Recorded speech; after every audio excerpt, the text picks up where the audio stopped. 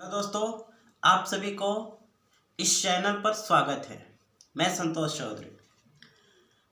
आज हम लोग देखेंगे सोशल साइंस में इकोनॉमिक्स और इकोनॉमिक्स का होगा तीसरा वीडियो। तो आइए इस वीडियो को शुरू करते हैं और हम लोग इस वीडियो में देखेंगे काफ़ी महत्वपूर्ण प्रश्न और इस वीडियो से निश्चित ही अधिक से अधिक प्रश्न आने की संभावना है और ये आएगा, इसको भी आप नोट कर लेंगे। इस वीडियो से प्रश्न डायरेक्ट आपके परीक्षा में पूछेगा, तो इसलिए इस वीडियो को शुरू से अंत तक देखें। यदि यह वीडियो आपको अच्छा लगे तब इस चैनल को आप सब्सक्राइब करिए। तो आइए शुरू करते हैं। पहला प्रश्न कहता है, वैश्वीकरण से आप क्या समझते हैं? वैश्वीकरण से आप क्या समझते हैं?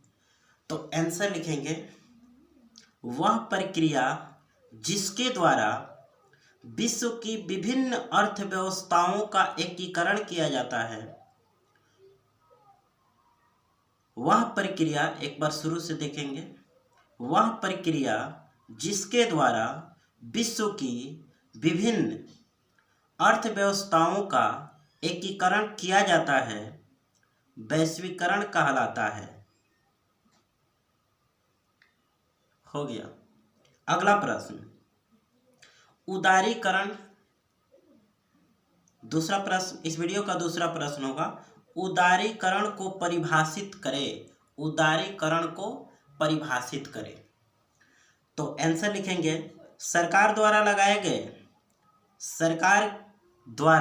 लगाए गए सभी अनावश्यक नियंत्रण तथा प्रतिबंधों को हटाना उदारीकरण कहलाता है।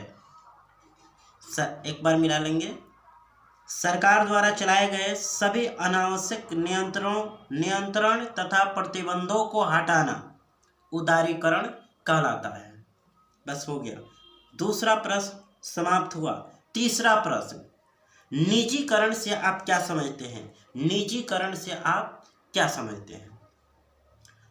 तो आंसर लिखेंगे, निजी क्षेत्र द्वारा सार्वजनिक क्षेत्र के उद्यमों पर पूर्ण रूप से या आंशिक रूप से प्रतिबंध करना निजीकरण कहलाता है।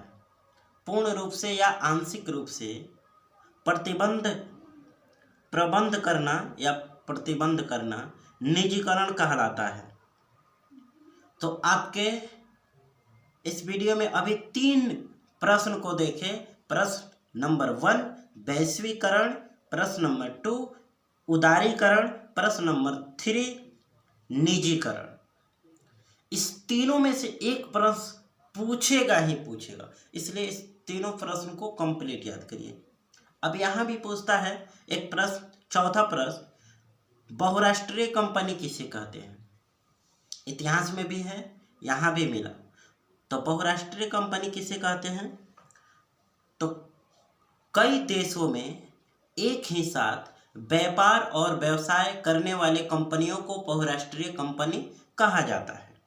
चौथा प्रश्न समाप्त हुआ। पांचवा प्रश्न देखेंगे, विश्व व्यापार संगठन क्या है? यह कब और क्यों स्थापित किया गया? विश्व व्यापार संगठन क्या है? यह कब और क्यों स्थापित किया गया? तो आंसर लिखेंगे, विश्व व्यापार संगठन एक अंतर्राष्ट्रीय संगठन है। विश्व व्यापार संगठन एक अंतर्राष्ट्रीय संगठन है। यह 1995 में और इसका उद्देश्य, इसकी स्थापना कब हुई? 1995 में। क्या लिखेंगे? विश्व व्यापार संगठन एक अंतर्राष्ट्रीय संगठन है। इसकी स्थापना 1995 ईस्वी में हुई। इसका उद्देश्य अंतर्राष्ट्रीय व्यापार को बढ़ावा देना है। और एक लाइन इसमें जोड़ लेंगे, ऑब्जेक्टिव है, बहुत ही इंपॉर्टेंट। विश्व व्यापार संगठन का मुख्यालय जेनेवा है। जेनेवा यही पूछता है, विश्व व्यापार संगठन का मुख्यालय कहाँ है? जेनेवा। बस हो गया, 5वां प्रश्न समाप्त हुआ। अगला प्रश्न कहता है, आप किसी खाद्य पदार्थ संबंधित वस्तुओं को खरीदते समय कौन कौन सी मुख्य बातें का ध्यान रखेंगे? यदि आप कोई खाने की वस्तु खरीदते हैं तो उस वस्तु को खरीदते समय किन किन बातों पर ध्यान देंगे? जैसे कि क्वेश्चन आपको दिख रहा होगा, तो आइए इसका आंसर लिखेंगे। खाद्य पदार्थ को खरीदते समय निम्नलिखित बातों पर ध्यान देंगे। निम्नलिखित बातों पर ध्यान देंगे। खाद्य पदार्थ खरीदते समय निम्नलिखित बातों पर ध्यान देंगे। पहला,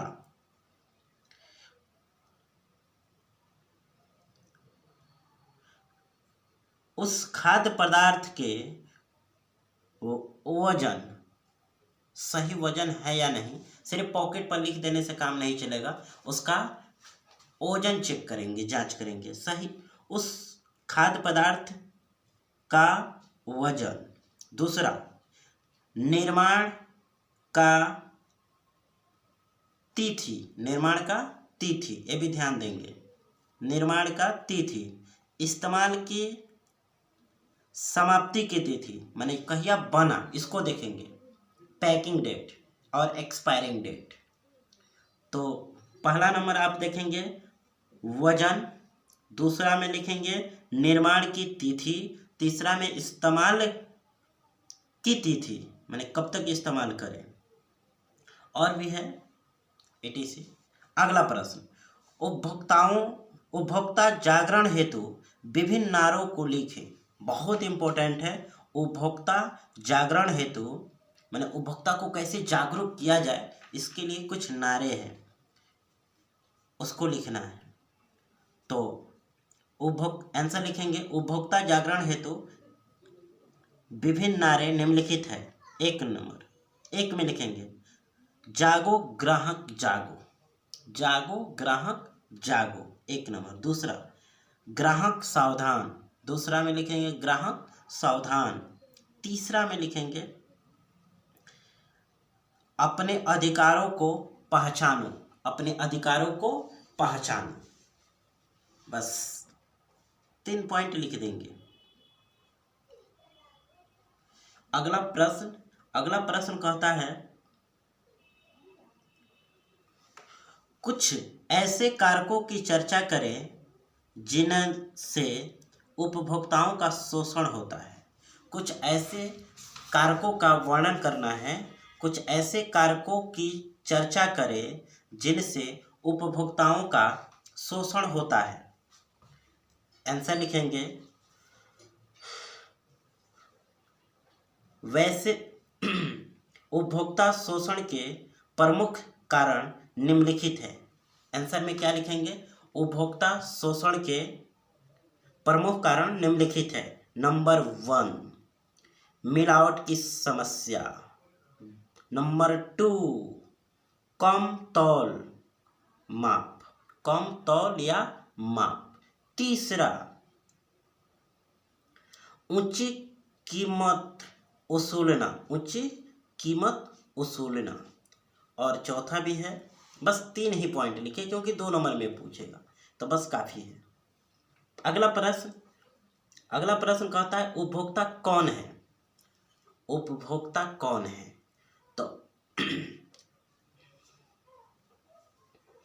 तो उपभोक्ता माने खरीदने वाला होता है। तो आंसर लिखेंगे, उपभोक्ता बाजार व्यवस्था का केंद्र होता है। उपभोक्ता बाजार व्यवस्था का केंद्र होता है।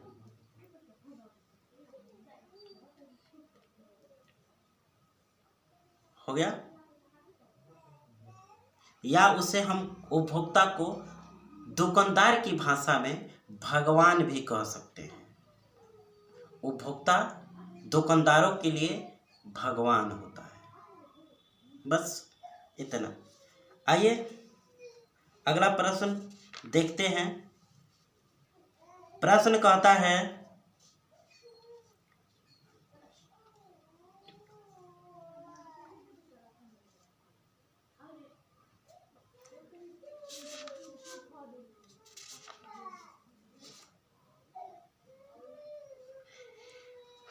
प्रति व्यक्ति आय क्या है? प्रति व्यक्ति आय क्या है? तो आंसर लिखेंगे किसी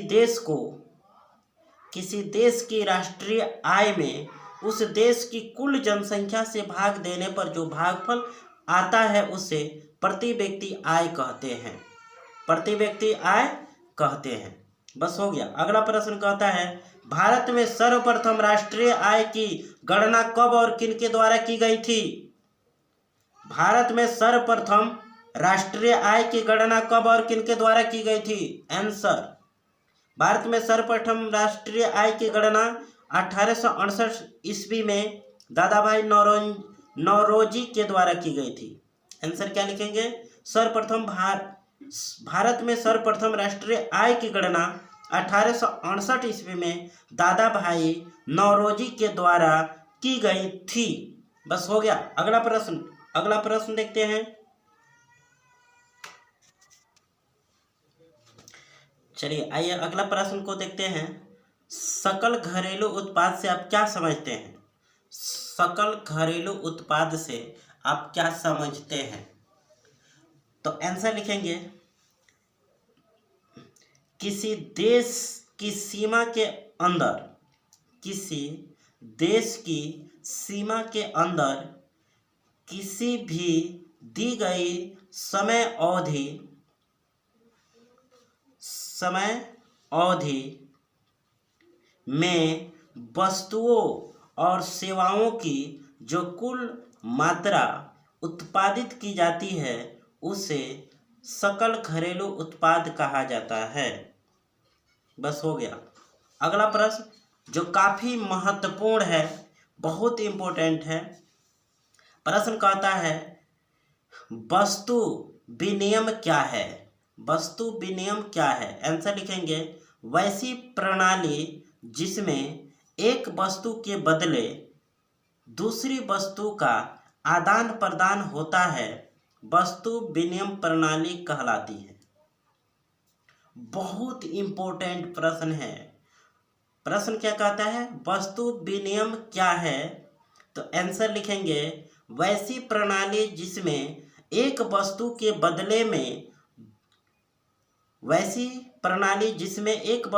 बदले में दूसरी वस्तु का आदान प्रदान होता है, वस्तु विनिमय प्रणाली कहलाती है। अगला मौद्रिक प्रणाली क्या है? बहुत इंपॉर्टेंट ये भी है। मौद्रिक प्रणाली क्या है? आंसर लिखेंगे वैसी प्रणाली जिसमें किसी वस्तु के क्रय विक्रय के लिए मुद्रा का प्रयोग किया जाता है, मौद्रिक प्रणाली कहलाती है। मौद्रिक प्रणाली किसे कहते हैं? मुद्रा को। फिर से एक बार रिपीट कर देते हैं। वैसी प्रणाली जिसमें किसी वस्तु के क्रय विक्रय के लिए मुद्रा का प्रयोग किया जाता है, मौद्रिक प्रणाली कहलाती है। हो गया। अगला प्रश्न मुद्रा की परिभाषा दीजिए। मुद्रा की परिभाषा दीजिए। आंसर लिखेंगे मुद्रा धातु अथवा कागज की बनी वस्तु है। मुद्रा क्या है? तो मुद्रा धातु अथवा कागज की बनी वस्तु है जो हमारे दिनचर्या में आय उपलब्ध कराता है। जो हमारे दिनचर्या में क्या करता है? आय उपलब्ध कराता है। हो गया। अगला प्रश्न एटीएम क्या है? एटीएम क्या है? तो आंसर लिखेंगे एटीएम का पूरा नाम automatic teller machine. Automatic teller machine, ठीक है। एटीएम का पूरा नाम देख सकते हैं। एटीएम का पूरा नाम ऑटोमेटिक टेलर मशीन, इंग्लिश में, हिंदी में स्वचालित टेलर मशीन, स्वचालित टेलर मशीन। ठीक है, एटीएम का पूरा नाम होता है। यह मशीन हमें 24 घंटे रुपया निकालने, यह मशीन हमें 24 घंटा रुपया निकालने के लिए उपलब्ध होता है। बस हो गया। अगला प्रश्न कहता है साख पत्र यानी क्रेडिट कार्ड क्या है? Credit card, CREDIT, credit card, CARD, credit card क्या है? यानी क्रेडिट कार्ड को हिंदी में साख पत्र कहते हैं। तो आंसर लिखेंगे क्रेडिट कार्ड प्लास्टिक मुद्रा का ही एक रूप होता है। प्लास्टिक मुद्रा का ही एक रूप होता है। विश्व में प्रचलित क्रेडिट कार्ड में टेम्पर, मास्टर कार्ड या अमेरिकन एक्सप्रेस आदि प्रसिद्ध है। ठीक है, बस इतना ही लिखेंगे। क्रेडिट कार्ड क्या है? तो क्रेडिट कार्ड प्लास्टिक मुद्रा का ही एक रूप होता है। विश्व में प्रचलित कार्ड टेम्पर कार्ड या अमेरिका एक्सप्रेस आदि के नाम से प्रसिद्ध है। ठीक है, अगला प्रश्न कहता है बचत क्या है?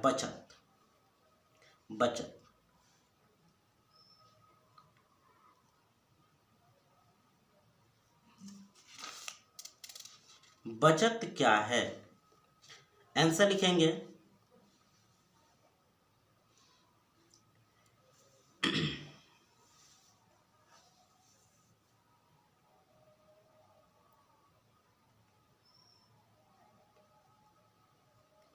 आय तथा उपभोक्ता के अंतर को बचत कहते हैं। बहुत शानदार परिभाषा मिला। बचत किसे कहते हैं? तो आय तथा उपभोक्ता के अंतर को, उपभोग के अंतर को, उपभोक्ता नहीं, उपभोग, आय तथा उपभोग के अंतर को बचत कहते हैं। ठीक है, इसके सूत्र हो जाएगा बचत बराबर आय यानी इनकम माइनस उपभोग। हो गया, सूत्र भी बन गया। चलिए अगला प्रश्न देखते हैं। साख क्या है? सिर्फ साख क्या है? साख, तो साख का अर्थ होता है विश्वास या भरोसा। साख का अर्थ क्या होता है? विश्वास या भरोसा। किसी व्यक्ति की साख उतनी ही अच्छी होती है जितना अधिक उन पर विश्वास या भरोसा किया जाता है। अब प्रश्न पूछता है, चलिए इतना ही, बस इतना ही लिखेंगे।